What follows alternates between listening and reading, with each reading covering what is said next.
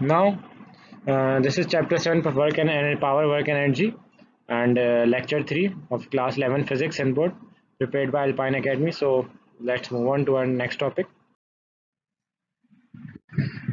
Now, our next topic is interconversion of potential energy and kinetic energy, which is the freely falling body of the free falling body, यानी वो body जिसकी acceleration क्या है, gravity की मदद से वो फॉल कर रही है.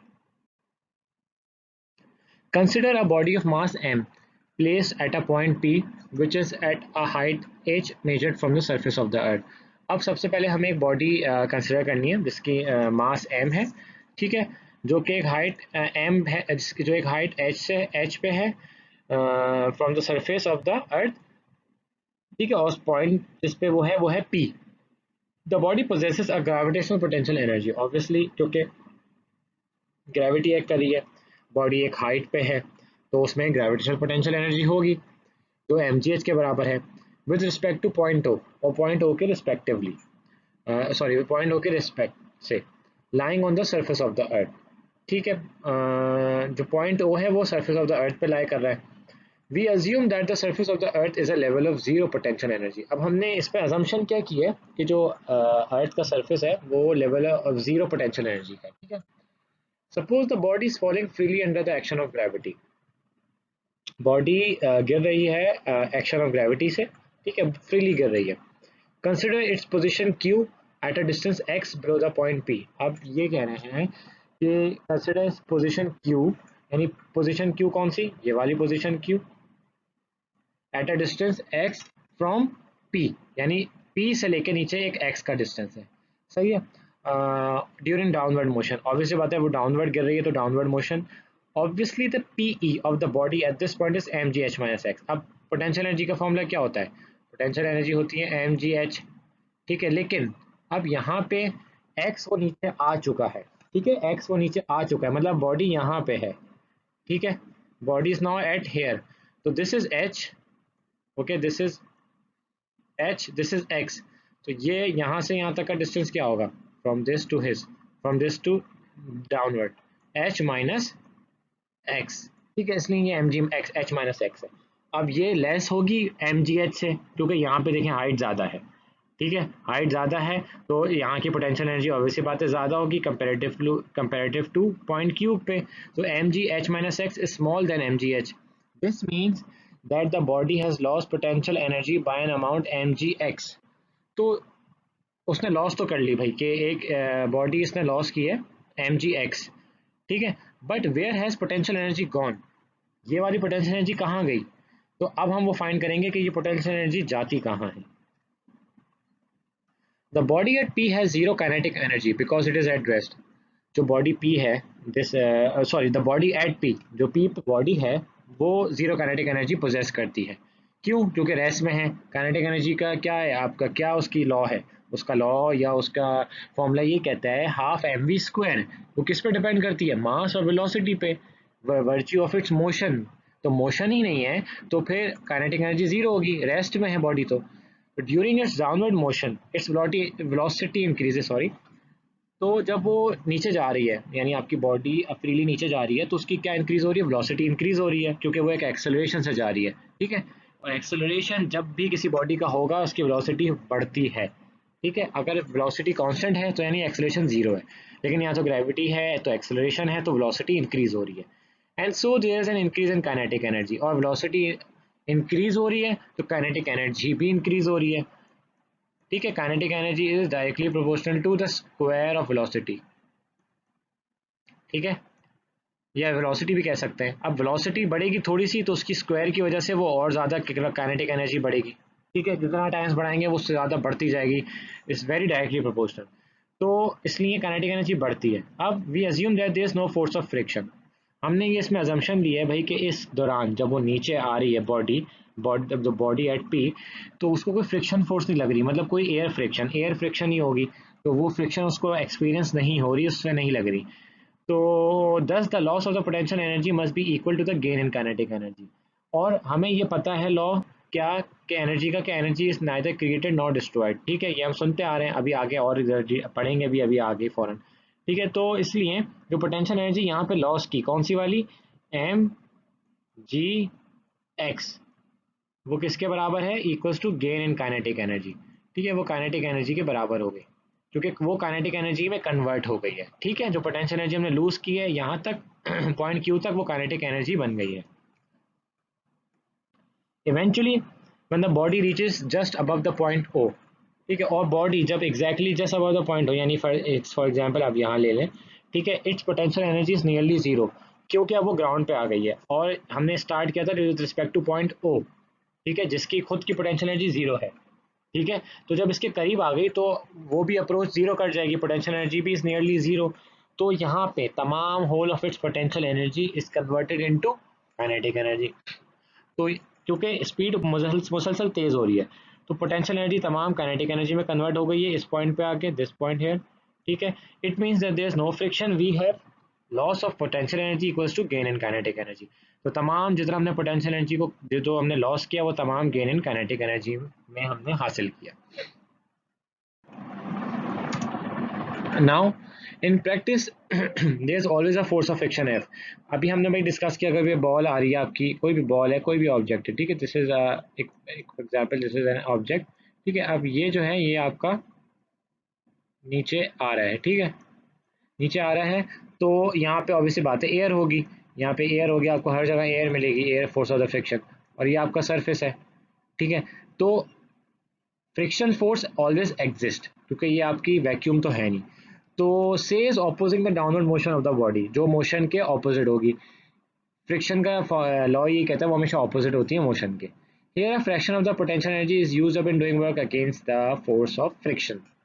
यहाँ पे कुछ फ्रैक्शन एनर्जी यानी पोटेंशियल एनर्जी की कुछ फ्रैक्शन कहाँ यूज हो रहा है, फोर्स ऑफ फ्रिक्शन के अगेंस्ट वर्क करने में यूज हो रहा है, क्योंकि देखें सारी काइनेटिक एनर्जी में कब तब्दील नहीं होगी वो, क्योंकि काइनेटिक वो उसको फ्रिक्शन फोर्स भी तो लग रही है, नीचे आने से कुछ चीज़ रोक भी तो रही है, तो कुछ एनर्जी उसको ओवरकम करने के लिए, उसके अगेंस्ट वर्क डन करने के लिए ज़ाया हो रही है, वो फ्रिक्शनल फोर्स होती है। ठीक है, जो फ्रिक्शन फोर्स को अपोज करने के लिए हम जो एनर्जी ज़ाया करते हैं अपनी ताकि वो ओवरकम हो जाए, वो पोटेंशियल एनर्जी का कुछ फ्रैक्शन है। ठीक है, तो हम वो भी अब यहाँ पे इन्वॉल्व करेंगे। दस a modified form of the above equation is, अब हम नई इक्वेशन थोड़ी मॉडिफाई करके क्या होगी, loss of potential energy, potential energy में लॉस जितना है वो किसके बराबर होगा, gain in kinetic energy, gain in kinetic energy plus work done against friction. सही है, तो यानी वर्क डन अगेंस्ट फ्रिक्शन भी यहाँ पे इन्वॉल्व हो गया, और इसको दूसरे टर्म्स में गेन इन काइनेटिक एनर्जी को अपनी जगह रख के loss of potential energy minus work done against friction, यानी पोटेंशियल एनर्जी में से अगर वर्क डन अगेंस्ट फ्रिक्शन निकाल दे तो हमारे पास क्या आ जाएगा, गेन इन काइनेटिक एनर्जी आ जाएगा। ये हाँ, ये आपका बन गया formula m g x minus F x. क्यों, क्योंकि ये जो डिस्टेंस था जो वो नीचे आया है वो एक्स था, तो पोटेंशियल एनर्जी क्या है, m g x minus work done against friction क्या है, एफ एक्स। वर्क डन क्या होता है, फोर्स इनटू डिस्टेंस होता है ना, तो डिस्टेंस आपका एक्स मूव किया और what is F, F is your force, तो M g x minus F x becomes half M we square यानी kinetic energy. Here F is average frictional force and if X is replaced by H, F आपका average frictional force है, और अगर हम X को H से replace कर दें तो गेन इन काइनेटिक एनर्जी क्या बन जाएगी, एम जी एच माइनस एफ एच। ठीक है, आपकी जो गेन इन काइनेटिक बन जाएगी वो बन जाएगी एम जी h minus f h, simple. और ये आपकी equation, this equation is called your the work energy equation. ये वही वर्क एनर्जी इक्वेशन है कि कितनी आपकी पोटेंशियल एनर्जी लॉस हुई तो कितनी गेन इन काइनेटिक एनर्जी हुई, फिर उसमें फ्रिक्शनल वर्क डन जो आपका हुआ जो फ्रिक्शन के अगेंस्ट, ये सब इस पूरी चीज़ को हम कहते हैं आपकी work energy equation. Now we'll start with the law of conservation of energy. The law states that energy can neither be created nor it can be destroyed. हम एनर्जी को ना तो बना सकते हैं, ठीक है, neither be created nor it can be destroyed, ठीक है, और ना ही उसको ख़त्म कर सकते हैं। It can only be transformed from one form to the another, और वो सिर्फ एक फॉर्म से दूसरी फॉर्म में ट्रांसफ़र कर सकती है। ठीक है, जैसे हम लोग पोटेंशियल एनर्जी से किस में, सॉरी, पोटेंशियल एनर्जी से काइनेटिक एनर्जी में हम उसको ट्रांसफ़र कर सकते हैं। ठीक है, या काइनेटिक एनर्जी से बैक टू पोटेंशियल एनर्जी भी ट्रांसफ़र कर सकते हैं। ठीक है, तो a loss in one form of energy is accompanied by an equal increases in the other forms of energy। जैसे हम ऊपर से फ्री फॉल होता है, पोटेंशियल एनर्जी लूज की तो कितने में गेन हो रहा है उसका, काइनेटिक एनर्जी में। ठीक है, अब हम काइनेटिक एनर्जी को ऊपर फेंक रहे हैं। ठीक है, तो काइनेटिक एनर्जी तो डिक्रीज हो रही है, लेकिन वो सारी कन्वर्ट कहाँ जा रही है, पोटेंशियल एनर्जी में। तो वो जितना लॉस उधर होता है तो दूसरे में उतना ही इंक्रीज होता है, इक्वल। ठीक है, the total energy always remains constant ना, मतलब वो बदलती नहीं है total energy. Let us elaborate the above statement. हम थोड़ा अब ये जो हमने स्टेटमेंट ऊपर बोली इसको थोड़ा इलेबोरेट करते हैं, थोड़ा डिटेल में जाते हैं कि energy can not be created means one can not produce energy by expanding nothing. इसका मतलब ये कि energy can not be created, energy नहीं बन सकती, one can not produce energy by expanding nothing. ठीक है, कि कुछ आपने कुछ किया ही नहीं और एनर्जी बना दी, ऐसा नहीं हो सकता। आपको कुछ मतलब कि अप्रोप्रिएट कुछ खास एक ऐसी चीज़ होगी जो आपको उससे क्रिएट करनी होगी, एनर्जी प्रोड्यूस होगी। जो अगली लाइन में लिखा है कि we get energy only by expending something appropriate, इसका मतलब यही है कि हमें एनर्जी मिलती है जब हम कुछ एक्सपेंड करते हैं, खर्च करते हैं कोई चीज़। ठीक है, या कोई चीज़ बर्न करते हैं या कुछ करते हैं ऐसी चीज़ जिससे हमें एनर्जी मिलती है। ठीक है, similarly we can not destroy energy, और हम इसी तरह सिमिलरली एनर्जी डिस्ट्रॉय भी नहीं कर सकते। We get something equivalent in return if we annihilate it। जिस तरह हम एनर्जी बना रहे थे, कैसे एक चीज़ को थोड़ा करके दूसरी एनर्जी बना रहे हैं, इसी तरह डिस्ट्रॉय भी नहीं कर सकते। अगर हम किसी चीज़ के एनर्जी को एनिहिलेट करेंगे, एनिहिलेट का मतलब ख़त्म करना चाहेंगे, ख़त्म करेंगे, तो हमें कुछ वापस में रिटर्न में मिलता भी है। तो ये नहीं होता कि आपने ख़त्म कर दिया और कुछ नहीं मिला, कुछ हुआ नहीं। नहीं, आप कुछ ख़त्म करेंगे तो उसकी चीज़ रिटर्न में आपको मिलेगी भी एनर्जी। ठीक है, तो ये है pair production is a good example of annihilation of energy. ठीक है, पेयर प्रोडक्शन क्या मतलब कि अगर आपको एक चीज़ आप ख़त्म कर रहे हैं, आपको दूसरी चीज़ उसके साथ मिल रही है। ठीक है, दूसरी चीज़ ख़त्म करेंगे तो उसके साथ तीसरी चीज़ मिल रही है। ठीक है, आपने स्प्रिंग है, ये स्प्रिंग है आपका। ठीक है, स्प्रिंग है, आपने स्प्रिंग को दबाया। ठीक है, आपने जब स्प्रिंग को दोनों तरफ से दबाया, स्प्रिंग आपका कंप्रेस होके छोटा सा हो गया। ठीक है, लेकिन अब इसमें कंप्रेस तो हो गया ये, लेकिन इसके साथ अब इसमें एनर्जी भी तो आ गई। आपने जो यहाँ से फोर्स लगाई तो इसमें एक एनर्जी स्टोर हो गई, जिससे लास्ट पोटेंशियल एनर्जी कहते हैं। आपने एक चीज़ खत्म की तो आपको एक एनर्जी मिली। ठीक है, on the other hand in nuclear reaction, जैसे फिजन और फ्यूजन होता है कि एक चीज़ से दो आपके पार्टिकल्स बनते हैं, फिर दो एक को ब्रेक होके दो बनते हैं या दो को मिलके एक बनते हैं, फ्यूजन होती है, फिजन होती है। तो energy is created at the cost of mass. जो मास लूज होता है, ठीक है, तो आपको उसकी से क्या मिलता है, एनर्जी मिलती है, जो न्यूक्लियर रिएक्शंस में होता है। If m is the mass annihilated, ठीक है, then according to Einstein's famous mass energy relation, the energy produces e equals to m c square.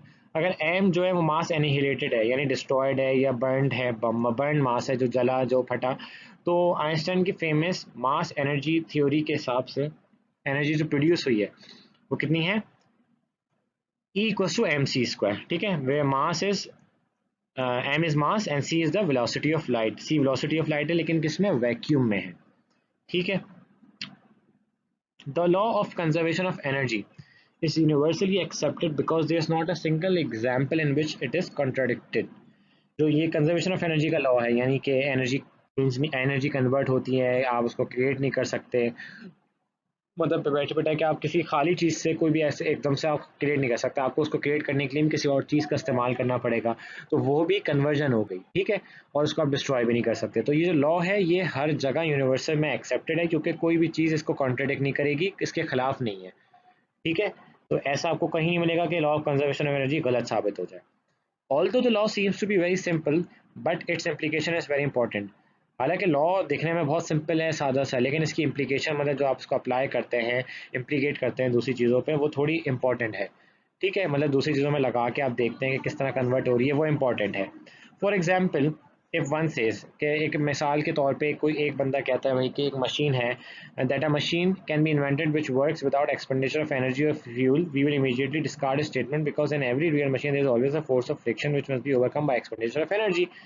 अब एक बंदा अगर कह रहा है भाई कि एक मशीन है जो इन्वेंट हुई है, विच वर्क्स, जो काम करती है कैसे, कोई एनर्जी या कोई फ्यूल के विदाउट वो काम कर सकती है। ठीक है, मतलब उसमें कुछ नहीं लगता है, लग रहा, ना बिजली लग रही है, ना इलेक्ट्रिसिटी यूज हो रही है, ना एनर्जी कोई यूज हो रही है, ना कोई फ्यूल यूज हो रहा है, और वो काम कर रही है। तो हम इमीडिएटली उसकी स्टेटमेंट को रद्द कर देंगे, डिस्कार्ड कर देंगे, नेग्लेक्ट कर देंगे। क्यों? क्योंकि हर रियल मशीन का ये लॉ है कि उसको काम करने के लिए उसके उसके अगेंस्ट उसको एक फोर्स ऑफ फ्रिक्शन एक्सपीरियंस होती है। तो उसको ओवरकम करने के लिए कुछ एनर्जी तो चाहिए ना। तो वो आप उसको एनर्जी को एक्सपेंड करेंगे, एक्सपेंड का मतलब खर्च करेंगे वहाँ पे उस फोर्स ऑफ फ्रिक्शन को अगेंस्ट उसके काम करने के। ठीक है, तो इसलिए कोई भी ऐसा नहीं बोल सकता कि भाई कोई मशीन विदाउट एनी एनर्जी के तहत काम कर सकती है, ऐसा पॉसिबल नहीं है।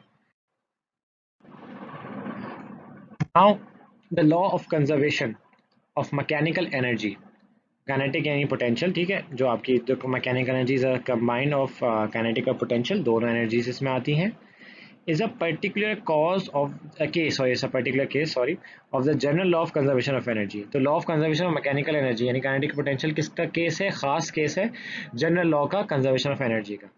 ठीक है, here interconversion of potential and kinetic energies take place, और यहाँ पे भी interconversion होती है, मतलब कि potential energy kinetic energy में आती है, kinetic energy potential energy में convert होती है। तो ये सब occur place यहाँ take it, both of them takes place here। The relative potential and the kinetic energies at the point P are given as, ठीक है, अब ये कह रहे हैं जो relative potential है और kinetic energy किस पे पॉइंट पे? पॉइंट P पे। ये आपका पॉइंट P लोकेट आपने खुद कर लिया होगा, पॉइंट P। तो वो given as potential energy equals to mgh, kinetic energy equals to 0। अब potential energy mgh क्यों है?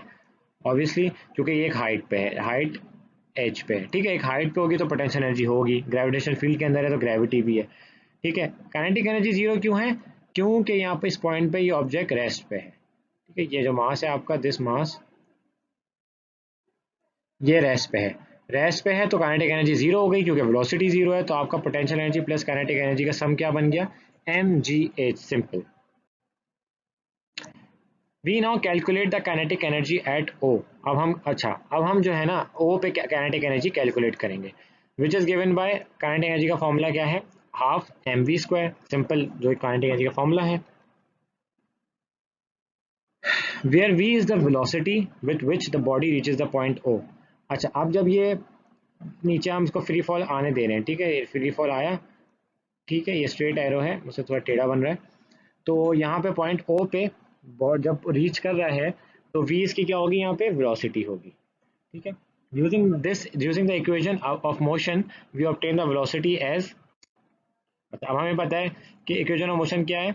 V f square minus v i square equal to 2 g, हमें पता है इक्वेशन ऑफ मोशन है हमारी। ठीक है,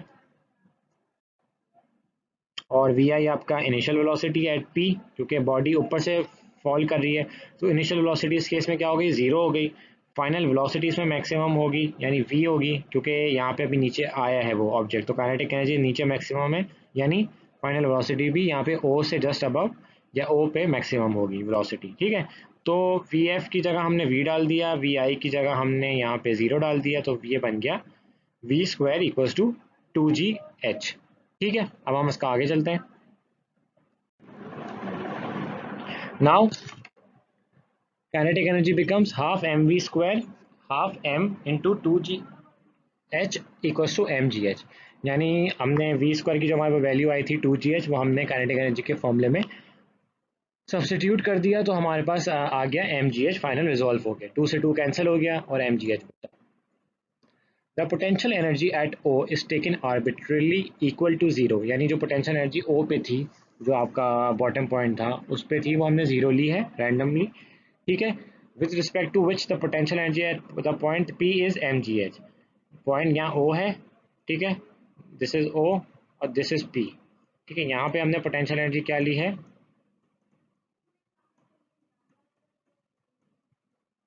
जीरो।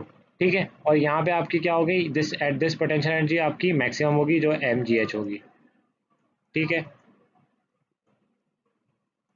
और ये पीक, यहाँ ये पॉइंट पी है। ठीक है, now potential energy plus kinetic energy equals to m ji h, ये हमने पहले अभी वो निकाला था। We now calculate the potential and kinetic energy at any point q at a distance x below the point p. ठीक है, अब हम क्या कर रहे हैं? हम कैलकुलेट कर रहे हैं potential energy as well as kinetic energy, कोई भी पॉइंट क्यू है, क्यू पॉइंट कोई भी यहाँ पे लाई कर सकता है, फॉर एग्जाम्पल ये क्यू पॉइंट है। ठीक है, this is a q point. ठीक है, क्योंकि एट अ डिस्टेंस एक्स है, यानी ये यहाँ से लेके यहाँ तक का डिस्टेंस हो गया आपका x। ठीक है, ये आपका डिस्टेंस x हो गया। This is your point q जहाँ पे हम निकाल रहे हैं। अब इसका फॉर्मूला क्या है? Potential energy equals to m g bracket में h माइनस एक्स। ठीक है, क्यों? अब पोटेंशियल एनर्जी क्यों है ये एम जी एच माइनस एक्स? क्योंकि हम h नहीं है, h ये यहाँ से यहाँ तक की हाइट थी। ठीक है, दिस वॉज योर h। अब हम ये नीचे आ गए हैं, तो यहाँ तक का डिस्टेंस क्या हो जाएगा आपका? h minus x. ठीक है, हमें यहाँ हमें पॉइंट q की निकालनी है, और q कितना फासला है आपके सरफेस ऑफ द अर्थ से, which is h minus x. That's why हमने h माइनस एक्स डाला। काइनेटिक एनर्जी क्या है? आपकी हाफ एम वी स्क्वायर है, वो आपकी वेलोसिटी पे डिपेंड करती है, उसका हाइट से कोई ताल्लुक नहीं है। The velocity v is calculated in similar manner as before h। ठीक है, अब ये जो वेलोसिटी v है वो सिमिलर मैनर से कैलकुलेट की है एज बिफोर h। ठीक है, is as before h is replace by x। अब हमने पहले जो काइनेटिक एनर्जी थी वो एम जी एक्स डाल दी। क्यों? क्योंकि v स्क्वायर में हमने टू जी एस डाला था, तो काइनेटिक एनर्जी क्या बन के आ गई थी हमारी? एम जी एच बन गई थी। ठीक है, तो जब काइनेटिक एनर्जी एम जी एच बन गई, तो इसलिए हमने एस को एम जी एक्स डाल दिया। अब एक्स की जगह एच की जगह हमने एक्स डाल दिया, क्योंकि हम क्यू की पोजीशन हमारे पास पी से नीचे तक का डिस्टेंस एक्स है। ठीक है, इसलिए एक्स डाल दिया। तो अब potential energy plus kinetic energy का सम क्या हुआ? एम जी h minus x plus m g x. और इसको जब हम खोलेंगे तो ये बन जाएगा, एक तो एम जी एच आएगा, सही है, और आपका आएगा प्लस एम जी एक्स, ये वाला। ठीक है, ये वाला लिख रहा हूँ मैं अभी। और यहाँ से एक और चीज़ बाहर आएगी, minus M G H.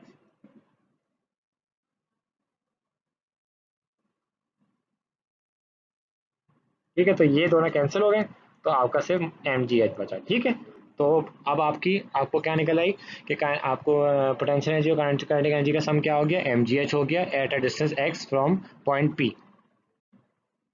This shows that the sum of the kinetic energy and the potential energy, यानी जो टोटल एनर्जी हम इन दोनों का सम इज ऑलवेज कांस्टेंट, वो हमेशा कांस्टेंट रहेगा, provided that there is no force of friction involve during the motion of the body. हाँ, इस शर्त पे इस कांस्टेंट रहेगा कि फोर्स ऑफ फ्रिक्शन नहीं है। अगर फोर्स ऑफ फ्रिक्शन है तो वो वेरी करेगा कि फोर्स ऑफ फ्रिक्शन कहाँ ज़्यादा है, ऊपर ज़्यादा है, नीचे, तो वो फिर वेरी आएगी, वेरिएशन होगी।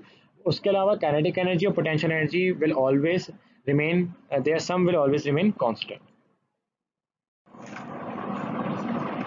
Now if we measure the velocity of the body just before it touches the ground and calculate the corresponding kinetic energy, we find that the measured kinetic energy, say half mv square at the bottom, is not equal to the potential energy mgh at the top, that is half mv square less than mgh।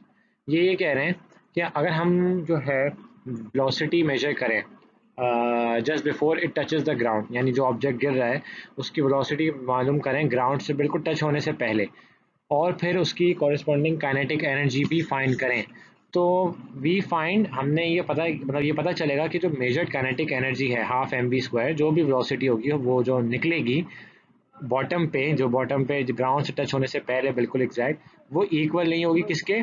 Potential energy m ji h at the top, that is half m b square is less than m ji h. ठीक है, यानी वो potential energy के बराबर नहीं होगी जो कि टॉप पे होगी, यानी थोड़ी बहुत स्मॉल होगी, ये फाइंड होगा।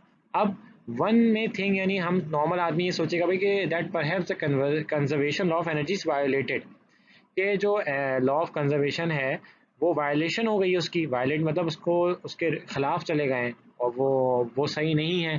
ठीक है, लेकिन स्टेटमेंट ये करेक्ट नहीं है। क्यों? The apparent violation is due to the fact, जो अपेरेंट वायोलेशन मतलब जो आपका बज़ाहिर आपको लग रही है, जो वायोलेशन लग रही है, वो क्यों है ऐसा? ऊपर वाली बात है तो सच कि पूरी काइनेटिक एनर्जी नीचे आई तो वो एम जी एच के बराबर नहीं है, वो थोड़ी इसमें से कम थी, थोड़ा लेस थी।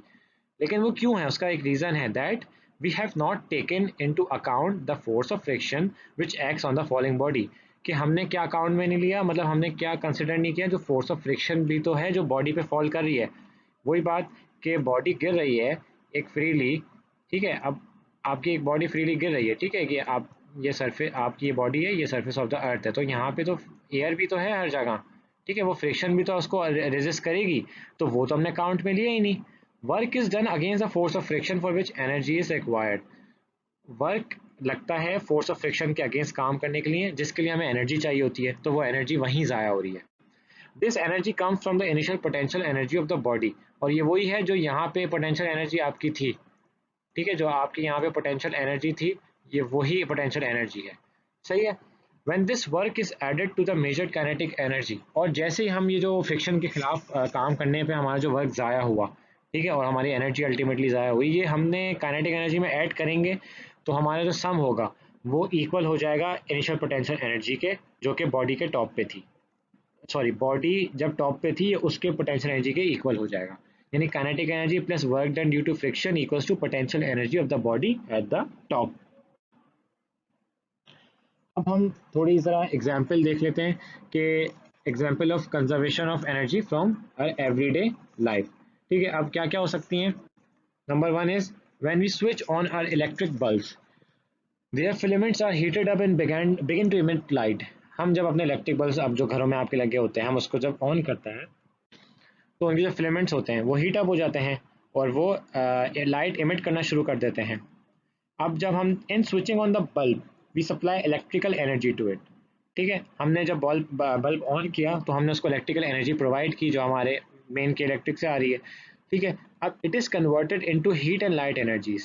अब जो बल्ब जला, ठीक है, वो किस में कन्वर्ट हुआ, हीट और लाइट में, ठीक है। अब हीट और लाइट में कैसे, लाइट एनर्जी जो आपको व्यू हो रही है, हीट एनर्जी इस तरह, क्योंकि इलेक्ट्रिक एनर्जी तारों में चल रही है तो वो हीट प्रोड्यूस कर रही है। फिर बल्ब का अगर आपके फिलामेंट है, ठीक है, तो वो फिलामेंट से हीट एनर्जी क्रिएट हो रही है। Here one form of is form of energy, sorry from नहीं है, ठीक है, it's form of energy, electrical energy transform into another form, heat and light of energy, ठीक है, heat और light में तब्दील हो गई। but the electrical energy supplied is equal to the sum of the heat and light energy, लेकिन इसके साथ साथ जो इलेक्ट्रिकल एनर्जी सप्लाई की है वो किसके बराबर है, sum of the heat and light energy के बराबर है। In this example the energy is neither created not destroyed, और इस एग्जाम्पल में ना हमने एनर्जी बनाई ना हमने एनर्जी को डिस्ट्रॉय किया, ठीक है। सेकेंड एग्जाम्पल है फॉसिल फ्यूल्स की। फॉसिल फ्यूल्स क्या होते हैं, आपके कोल, पेट्रोलियम, नेचुरल गैस या ऐसे चीज़ें जो आपकी डिकम्पोजिशन से बनी है, ठीक है, ऑर्गेनिजम्स के, जानवर की हड्डियों से या इंसान की हड्डियों से जो फॉसिल फ्यूल्स बनते हैं, ठीक है, लकड़ी से और इससे, ये सब फॉसिल फ्यूल्स में आते हैं, पेट्रोलियम, कोल, नेचुरल गैस, ठीक है। तो fossil fuels example coal and petrol are stores of chemical energy, ठीक है, इनमें केमिकल एनर्जी भरमार से भरी होती है, मतलब बहुत ही ज़्यादा मासिव अमाउंट में स्टोर हुई भी होती है। जब ये बर्न होते हैं, when they burn, chemical energy is converted into heat energy, और जैसे ये बर्न होते हैं इसमें केमिकल एनर्जी सारी हीट एनर्जी में कन्वर्ट हो जाती है, ठीक है। तो हमारा काम भी ये होता है इसको हीट एनर्जी में कन्वर्ट करना। लेकिन chemical energy is when it is burn, it converts into heat energy plus there are some losses in it, क्योंकि लॉसेज हर जगह होते हैं, कोई ऐसी चीज़ नहीं है जो बिल्कुल परफेक्टली काम करे, सब किसी ना हर चीज़ की एफिशिएंसी में थोड़ी डिक्रीज होती है, कोई 100% एफिशिएंट नहीं होता, इसलिए इसमें लॉसेज भी होते हैं। Now the heat energy present in the steam of a boiler, ये थर्ड एग्जांपल है हमारी कि heat energy present in the steam of a boiler develop such a large pressure that it drives a steam engine.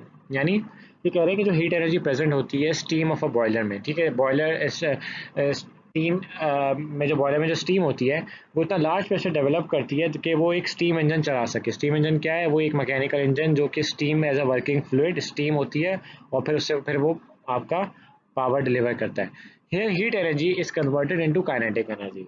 अब जो heat energy है किसकी, steam की, जो बॉयलर आपको स्टीम बना रहा है उसकी जो हीट एनर्जी है वो किस में कन्वर्ट हो रही है, काइनेटिक एनर्जी में, ठीक है।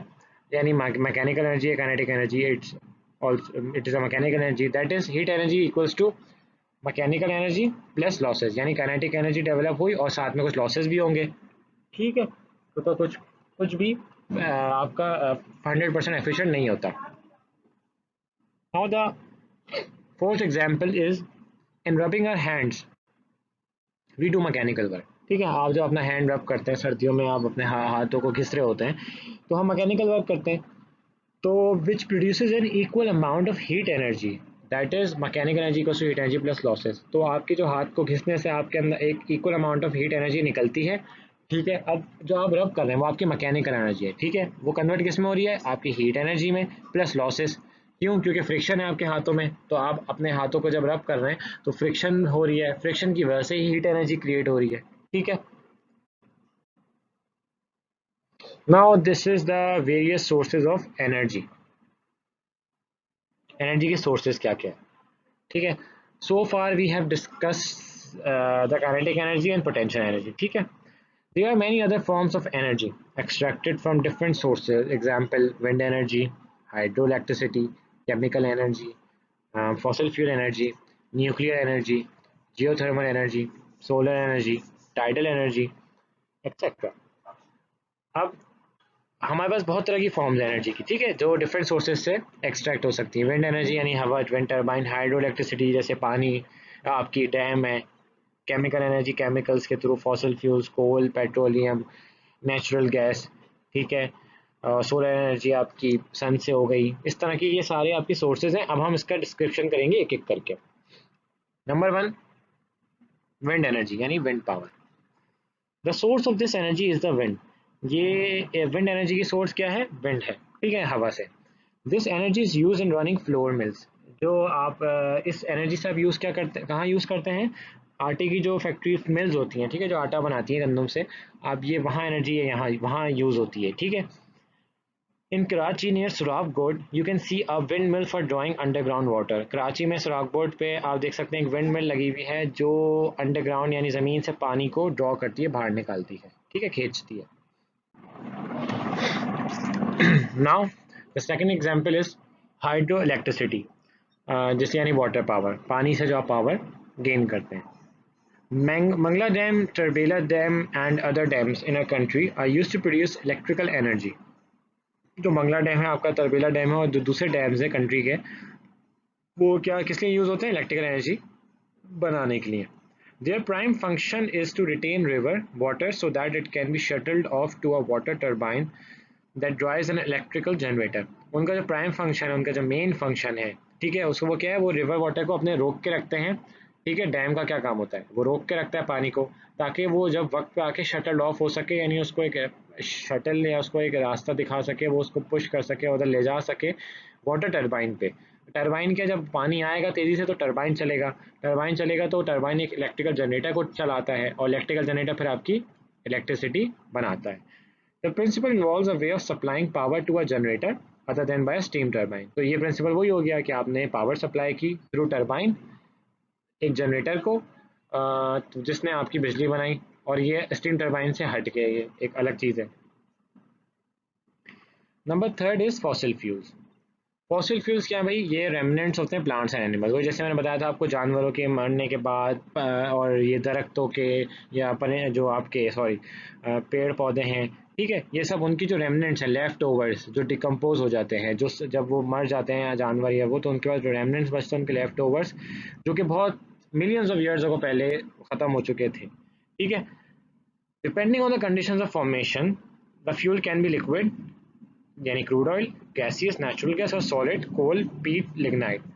अब कंडीशन ऑफ फॉर्मेशन, फॉर्म कैसे हुआ, वहाँ पे क्या कंडीशन थी? डेजर्ट में कोई जानवर मरा है तो उसको फॉर्म होने में टाइम अलग लगेगा, कोई जंगल में है तो उसको फॉर्म होने में अलग टाइम लगेगा, ठीक है। ये डिपेंड करेगा कि आपका किस एनवायरनमेंट में कहाँ पे फॉसिल फ्यूल बन रहा है। The fuel can be liquid, fuel जो है भाई वो लिक्विड भी हो सकता है यानी क्रूड ऑयल, गैसियस भी हो सकता है नेचुरल गैस, सीएनजी, या आपकी जो चूल्हों आपके घरों में आती है गैस जिससे आप खाना पकाते हैं, या सॉलिड कोल, कोयला, पीट, लिग्नाइट, ठीक है। Coal is being used by man since as a source of energy, ठीक है। कोल जो है सदियों से चलता आ रहा है एनर्जी के सोर्स में। जब पहले लाइटर नहीं था, कुछ नहीं था, और लोगों के चूल्हे नहीं थे, तो आग कैसे चलाते थे?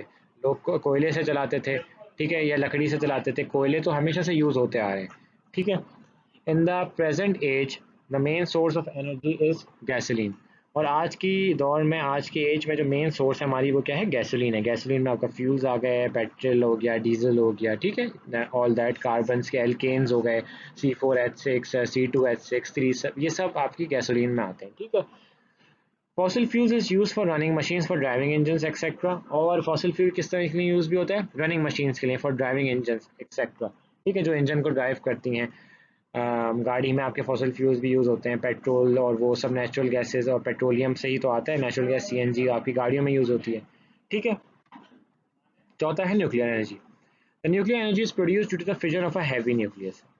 ये आपको सबको पता होगा न्यूक्लियर एनर्जी क्या होती है। एक बहुत बड़ा ये एक रेडियो एक्टिव कंपाउंड या इस तरह के जो एनर्जी रिएक्ट करते हैं ख़ास तौर पे, तो उनके फिजन से होता है। फिजन क्या है? ब्रेक होना है, एक पार्टिकल का ब्रेक होकर वो जब फर्दर स्मॉल और दूसरे पार्टिकल्स में ब्रेक होते हैं तो एक आपकी एनर्जी रिलीज होती है। ठीक है। If fission reaction occurs in a controlled manner, यानी एक रिएक्टर में फिजन रिएक्शन मतलब आपको उसको कंट्रोल करके उसको आप करवा रहे हैं एक रिएक्टर में, तो जो nuclear energy is use to the nuclear energy is use to produce electrical power, वो न्यूक्लियर एनर्जी से आप फिर इलेक्ट्रिकल पावर जनरेट करते हैं। Nuclear reactor is working in Karachi to generate electrical power. एक न्यूक्लियर रिएक्टर कराची में वर्क कर रहा है ताकि इलेक्ट्रिकल पावर जनरेट हो सके। द एनर्जी दस produces is more economical and non polluting, और जो एनर्जी है जो दस प्रोड्यूसेस जो प्रोड्यूस हो रही है, ठीक है, वो इकोनॉमिकल है, नॉन पोल्यूटिंग भी है। ठीक है, क्योंकि आप इसको एक कंट्रोल रिएक्टर में कर रहे हैं, आप इसकी बाहर रेडिएशंस नहीं आ रही, कुछ नहीं आ रही, तो इकोनॉमिकल भी है और पोल्यूट नहीं कर रहा एनवायरनमेंट को। If fission reaction is uncontrolled, अगर इसकी अनकंट्रोल हो गया, ठीक है, आपके यहाँ कंट्रोल में नहीं रहा, तो बहुत इनॉर्मस एनर्जी प्रोड्यूस होगी in the form of heat, heat की फॉर्म में, which will cause heavy destruction, जो कि तबाही का वजह बनेगी बहुत बड़ी। The destruction of Japan due to it is a tragic example, और आपकी जापान की जो डिस्ट्रक्शन है वो इसी वजह से है। ठीक है, tragic example. Fusion reaction if control can cause much more destruction than that cause by the fusion reaction. Fusion reaction क्या है कि फ्यूजन यानी दो पार्टिकल्स मिलकर एक बड़ा न्यूक्लियस बना रहे हैं। ठीक है, तो ये फ्यूजन है, इसमें ज़्यादा एनर्जी रिलीज होती है, लेकिन अगर ये अनकंट्रोल हो गया तो ये ज़्यादा तबाही मचाएगा उससे, किससे? जो फ्यूजन रिएक्शन से अगर होती, ठीक है, ये उससे भी ज़्यादा तबाही मचा सकता है। On the other hand, control fusion reaction यानी CFR, जो कंट्रोल हुआ हुआ होता है, जैसे आप जिसको आपके साइंटिस्ट के कंट्रोल में होता है, वो फ्यूजन रिएक्शन में generate enormous amount of energy, वो भी enormous amount of energy generate करेगा बहुत ज़्यादा, फॉर यूजफुल पर्पस, काम के लिए, जिसके लिए साइंटिस्ट वर्क कर रहे हैं पूरी दुनिया में। Now thermal energy, geothermal energy. Geothermal energy is the earth's natural heat. ये क्या है? अर्थ की नेचुरल हीट है। ठीक है। Heat in fact conducted out from the interior of the surface of planet Earth at a rate of approximately 1.5 microcalorie centimeter square per second। ठीक है। ये है कि भाई हीट इनफैक्ट कंडक्टेड आउट, कहाँ से कंडक्ट हो रही है, कहाँ से निकल रही है? सरफेस ऑफ द प्लेनेट यानी ज़मीन के अंदर से। ठीक है। किस रेट पे? 1.5 माइक्रो कैलोरी पर सेंटीमीटर स्क्वायर सेकंड पे, इस रेट से निकल रही है। And over a time of interval of a year, और किस टाइम के? एक ईयर के टाइम पे, एक ईयर के इंटरवल पे। ठीक है, एक ये हमने बताया कि एक साल में, ठीक है, उसका रेट है ये। This flux to the entire surface 1020 calorie, यानी ये जो है आपके पूरे एंटायर सरफेस पे क्या हो जाएगी? 1020 कैलोरी हो जाएगी। ठीक है। DE white and DL William, दो है बंदे हैं ये, estimated that the heat stored in rock beneath the USA to a depth of 10 kilometre is the order of 8 into 10 to the power 24 calorie. यानी जो उन्होंने ये निकाला था, एस्टिमेट किया था भाई कि जो हीट है जो यूएसए के बीनीथ डेप्थ में अगर 10 किलोमीटर चले जाएं तो वो 8 into 10 to the power 24 calorie है। Of course a lot of this heat is not usable, और जाहिर सी बात है तमाम हीट तो यूजेबल नहीं हो सकती। Practically heat must be concentrated in geothermal reservoirs where it is to be exploitable. और अगर प्रैक्टिकली देखा जाए तो हीट जो है वो कंसनट्रेट होनी चाहिए कहाँ पे? जियोथर्मल रिजर्वायर्स में। जो पानी होते हैं, हॉट स्प्रिंग्स होते हैं, ये वहाँ पे आपकी ज़्यादा यूज़ होती है या यूज़ होनी चाहिए। ठीक है। It is interesting to observe however that in the upper 10 kilometre, ये बहुत इंटरेस्टिंग है ऑब्जर्व के आप जब ऑब्जर्व करते हैं कि जो अपर 10 किलोमीटर है जहाँ पे टेम्परेचर एक्सीड करता है 100 degree Celsius, the total stored geothermal energy exceeds by order of magnitude all thermal energy available in all nuclear and fossil fuel sources. यानी कि 10 किलोमीटर से ज़्यादा अगर आप ज़मीन के अंदर चले जाएं, ठीक है, तो टोटल जो स्टोर्ड जियोथर्मल एनर्जी है वो इतनी एक्सीड कर जाती है कि all thermal energy available in all nuclear and fossil fuel forces, इतनी ज़्यादा एक्सीड कर जाती है। जियोथर्मल एनर्जी बहुत वास्ट क्वांटिटी में होती है ज़मीन के अंदर। ठीक है। The man is aware of hot springs water of which have been heated by hot rocks. इंसान तो उस बात का आगाह है, अवेयर है कि हॉट स्प्रिंग्स क्या होते हैं, वही जो आप ज़मीन के अंदर से गर्म पानी उबलता है, ठीक है, और water of which have been heated by hot rocks, जो गर्म पत्थरों की वजह से हीट हुए हुए होते हैं. Boric acid and other chemicals are extracted from the stream jets in Italy as early as 1700 AD. ठीक है, बोरिक एसिड और जो दूसरे केमिकल्स हैं वो किससे एक्सट्रैक्ट हुए हुए होते हैं, किससे निकलते हैं, किससे आप हासिल करते हैं, स्ट्रीम जेट से. यही हॉट स्प्रिंग के जो स्ट्रीम जेट्स होते हैं जो एकदम से फूटते हैं इटली में as early as 1700 AD. After that, सही है, 1700 AD से आप एक्सट्रैक्ट करते आ रहे हैं बोरिक एसिड और अदर केमिकल्स को. Larderello company produce electricity in 1904 using natural steam for the generation of power. और लार्डर एलो ने जो कंपनी है उसने इलेक्ट्रिसिटी बना रही है 1904 से नेचुरल स्टीम को यूज़ करते हुए पावर के लिए, पावर जनरेट कर रही है नेचुरल स्टीम से. ठीक है. Now solar energy. Solar energy is by far out most available energy source. Solar energy की अब तक की सबसे अवेलेबल एनर्जी सोर्स है, मतलब बहुत आसानी से अवेलेबल है. Our lives absolutely depend on it for production. हमारी ज़िंदगी उस पर बहुत डिपेंड करती है प्रोडक्शन के लिए. And we call on it for a multitude of things ranging from sun tanning to clothes drying. और हम उस पर रिलाई करते हैं मल्टीट्यूड ऑफ थिंग्स, यानी बहुत चीज़ों के लिए, जैसे कि सन टैनिंग. सन टैनिंग क्या, जो आप देखते हैं बाहर फॉरेन मुल्क में लोग जो हैं वो सन के एक्सपोजर लेते हैं, मतलब सन के आगे लेटे हुए होते हैं, तो वो सन टैनिंग है ताकि उनकी स्किन ब्राउन रहे. और क्लोथ्स ड्राइंग के लिए, कपड़े सुखाने के लिए. ठीक है. Solar energy could make a major impact on energy economy. Solar energy हमारे एनर्जी की इकोनॉमी है उस पर ख़ास असर रख सकती है, ख़ास इम्पैक्ट रख सकती है. पहली के providing space heating, space cooling and hot water building. ठीक है, आपको स्पेस में हीटिंग, स्पेस में कूलिंग और हॉट वाटर बिल्डिंग भी आपको प्रोवाइड कर सकती है. प्रोवाइडिंग क्लीन फ्यूल आपको दे सकती है. ठीक है, और generating electricity bye solar cells. और थर्ड है कि आपको इलेक्ट्रिसिटी जनरेट कर सकती है सोलर सेल्स के मदद से, जो कि आजकल बहुत कॉमन है पूरी वर्ल्ड में. Now, number 6 is tidal energy. The thought of harnessing the enormous energy content of both the ocean and tides have pervaded the minds of human beings for centuries. यानी कि जो enormous energy content harness करने का, यानी extract करने का, उससे लेने का enormous energy from ocean or tides have pervaded the minds of human beings for centuries. ठीक है, मतलब वो इन लोगों के, इंसानों के दिमाग में नहीं है for centuries से, ठीक है, सदियों से. The tides have the origin in the gravitational force exerted on the earth by the moon and the sun. ठीक है, टाइड्स यानी वेव जो आपकी बन रही हैं वो ओरिजिन कहाँ से उनका, कि ग्रेविटेशनल फोर्स जो कि on the earth by the moon and the sun, जो पे अर्थ पे लग रही है मून की वजह से और सन की वजह से. ठीक है. Water powered mills operating from tidal motion were used in New England in the 18th century. जो वाटर पावर्ड मिल्स हैं, जो पावर्ड बाय वाटर की वजह से पावर्ड है, वाटर चलाती है उनको पानी की वजह से, वो ऑपरेट हो रही हैं बाय टाइडल मोशन. सही है, इसी वजह से जो ये यूज़ होती थी न्यू इंग्लैंड में 18 सेंचुरी से. Sewage pumps function in Germany and London by using tidal power. जो आपका सीवेज पम्प्स थे वो फंक्शन होते थे जर्मनी और लंदन में टाइडल पावर से ही. इसी तरह these systems were replaced by the more economical and convenient electric motors. और ये सिस्टम जो थे वो रिप्लेस हो गए थे बाय मोर इकोनॉमिकल यानी जो पैसों में ज़्यादा बेहतर थे, और कन्वीनियंट आसान इलेक्ट्रिक मोटर्स में.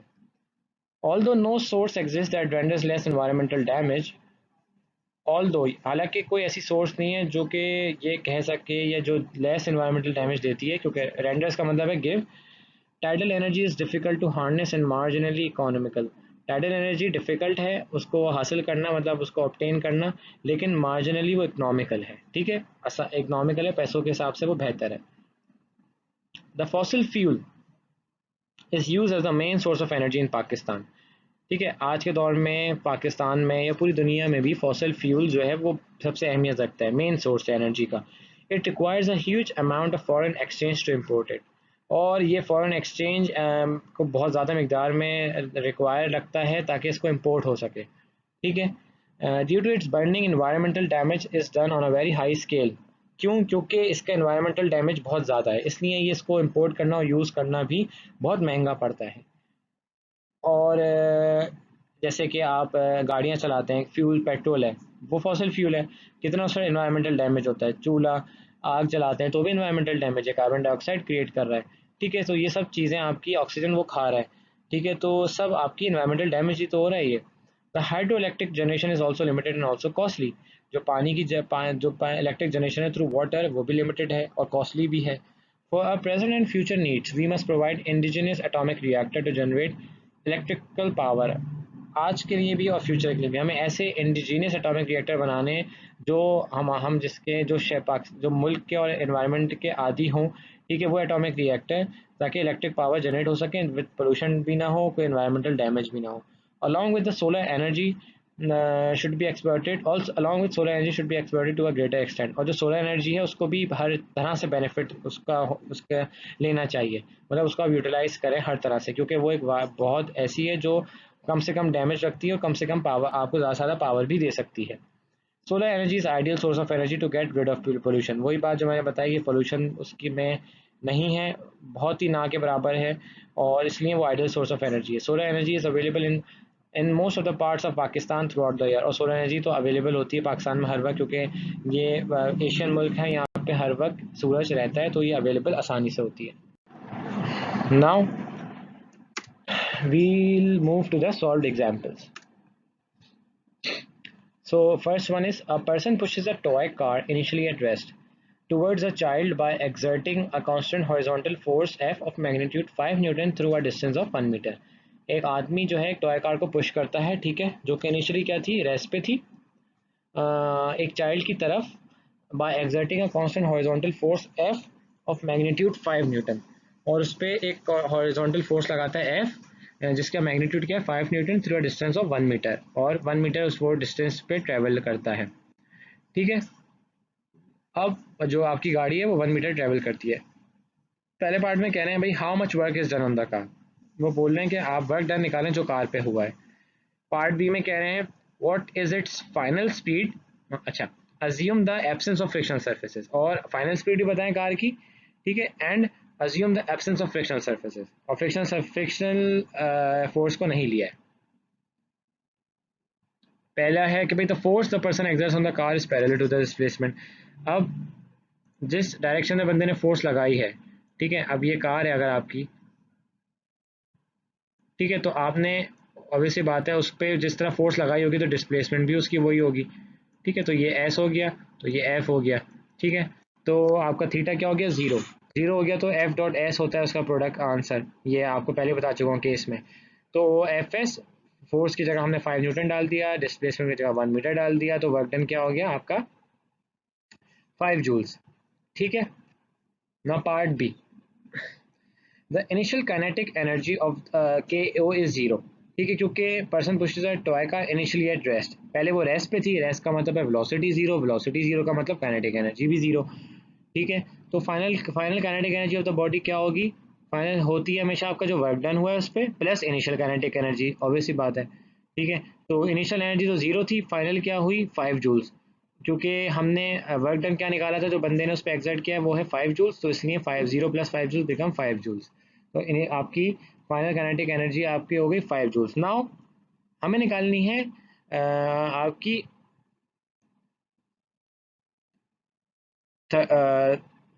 Sorry velocity, this is not final kinetic energy, this is final velocity, ठीक है, ये आपकी वेलोसिटी है। The final velocity is K equal to half M we square, हमने के में 5 जूल्स डालना है, ठीक है। पहले तो हमने वी के लिए सब्जेक्ट बना के 2 को 2k से कर दिया, m को नीचे ले गए, रूट 2k ओवर m बन गया, ठीक है, ये आपने बन गया। अब रूट स्क्वायर की वजह से तो रूट आ गया, अब आपने 2 एज इट इज रहा, k क्या है 5 जूल्स था, तो हमने 5 जूल्स डाल दिया, और बाकी मास 0.1 kg था कार का, यू कैन आप ये mass of the car was 0.1 kg, ठीक है, ये मैंने इसमें लिखा नहीं है लेकिन आप लिख लीजिएगा कि mass of the car is 0.1 kg, ठीक है, 0.1 kg, सही है। तो 0.1 kg, तो हमारे पास वेलोसिटी क्या आ गई 10 मीटर पर second. Now next question is a 70 kg mass runs up a hill through a 7 sorry it's a 70 kg man, It's a 70 kg man. 70 kg man runs up, sorry, a 70 kg man runs up a hill through a height of 3 meter in 10 seconds. ठीक है, how much does the work does he do against gravitational forces? And the B part is what is his average power output? ठीक है, एक 70 kilo का man एक हिल के ऊपर चढ़ रहा है जिसकी हाइट 3 मीटर है, 3 मीटर की हाइट से चढ़ रहा है, सॉरी 3 मीटर हाइट चढ़ चुका है वो 2 सेकंड के अंदर। हाउ मच उसने कितना वर्क किया है ग्रेविटी के अगेंस्ट यानी ग्रेविटेशनल फोर्स के अगेंस्ट, और पार्ट बी में ये पूछ रहे हैं कि उसकी एवरेज पावर आउटपुट क्या है। Part A the work done delta W is equal to the change in is potential energy. ठीक है, जो वर्क डन होगा ऑब्वियसली बात है उसकी पोटेंशियल एनर्जी का चेंज होगा, यानी कितनी हाइट उसने अटेन किया है, कितनी हाइट पे वो गया है, कितनी और ग्रेविटी के अगेंस्ट गया है। तो पोटेंशियल एनर्जी का फॉर्मूला क्या होता है mgh, तो डेल्टा डब्ल्यू बिकम्स mgh, और मास में 70, ग्रेविटी में आपने 9.8 रखा, एच में आपने 3 मीटर रखा क्योंकि उसने 3 मीटर ट्रैवल किया ऊपर। तो डेल्टा डब्ल्यू आपका क्या बन के आया 2060 joules, 2060 joules. Now part B is his average power is the work done divided by the time। ठीक है, यानी कि जो उसका एवरेज पावर है वो क्या है, वर्क का पावर का फॉर्मूला सॉरी क्या है, delta W over delta T, यानी work done upon time simple में। तो डेल्टा डब्ल्यू हमने क्या निकाला 2060 जूल्स, और टाइम उसने कितना लिया 2 सेकेंड्स, तो this makes P average becomes 1030 watts, तो एवरेज पावर आ गई उसकी 1030 watts. Now the third question is what is the change in gravitational potential energy when a 7000 Newton elevator moves from street level to the top of a building 300 meter above the street level। वही कह रहे हैं कि gravitational potential energy में change क्या है, कितना होगा अगर एक 7000 न्यूटन एलिवेटर मूव कर रही है स्ट्रीट लेवल से to the top of a building जो कि 300 मीटर है अबव द स्ट्रीट लेवल।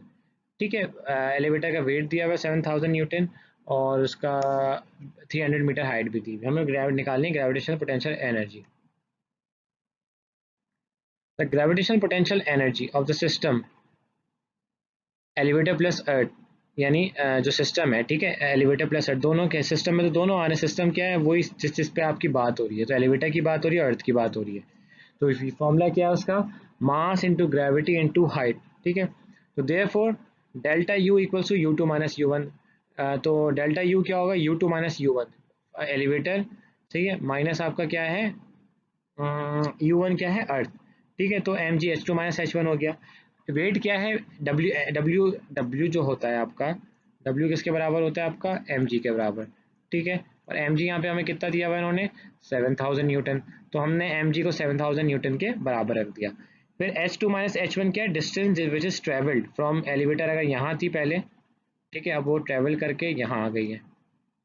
ठीक है, तो ये डिस्टेंस क्या हो गया आपका H two minus H one.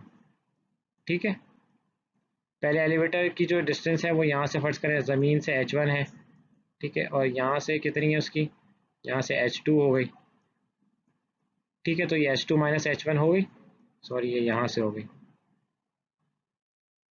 सही है, तो H two minus H one की यहाँ से लेके यहाँ तक की H two minus H one हो गई। और एच टू एच माइनस क्या दी हुई उन्होंने 300 मीटर, वो 300 मीटर चढ़ी है ऊपर, तो सिंपल 300 मीटर डाला आपने H two minus H one में, 7000 से फिर मल्टीप्लाई कर दिया 300 को, विच मेक्स 2150 जूल्स। और इसको हम यहाँ से अगर पॉइंट पीछे लेके जाएं, एक यहाँ 1 2 3 4 5 एंड 6, तो this becomes 2.1 into 10 to the power 6 joules. तो ये आपकी वो ग्रेविटेशनल पोटेंशियल एनर्जी में चेंज आया जब उसने 300 मीटर ऊपर ट्रैवल किया। Thank you, this was all from the work energy power की जितनी भी हमने थ्योरी थी वो हमने कवर कर ली है। Now we'll move on to the numericals of the work energy power. Allah हाफिज़।